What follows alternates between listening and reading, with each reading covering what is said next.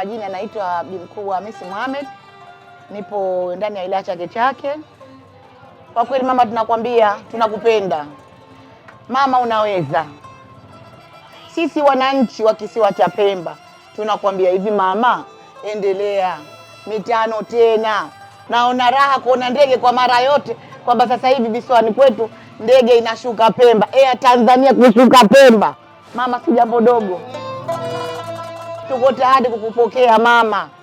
Tunahakikisha kwamba sisi wanawake tutatoka majumbani kwetu, utatuona wewe mwenyewe tutakapofungwa vibwaya mama kukupokea. Niko tayari kumpokea Mama Samia Suluhu Hassan kuja kusikiliza sera zake. Kwa siku zote sera zake tunaziona katika vyombo vya habari, tunazisikia katika vyombo vya habari, lakini tuko tayari kumpokea kuja kumuona live. Wananchi wako wa Pemba tunakukaribisha mikono miwili mama yetu, kipenzi chetu, rais wetu.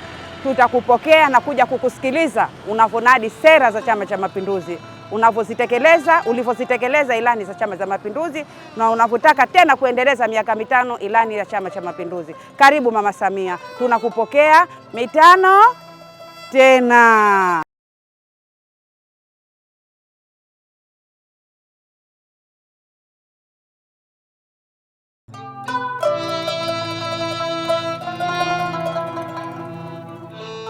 Kwa majina naitwa Bi Mkuu Hamisi Mohamed, nipo ndani ya wilaya Chake Chake.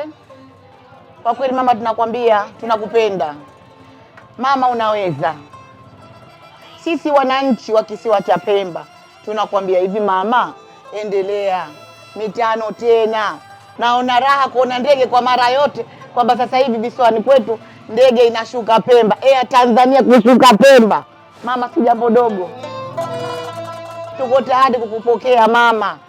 Tunahakikisha kwamba sisi wanawake tutatoka majumbani kwetu, utatuona wewe mwenyewe tutakapofungwa vibwaya mama kukupokea. Niko tayari kumpokea Mama Samia Suluhu Hassan kuja kusikiliza sera zake.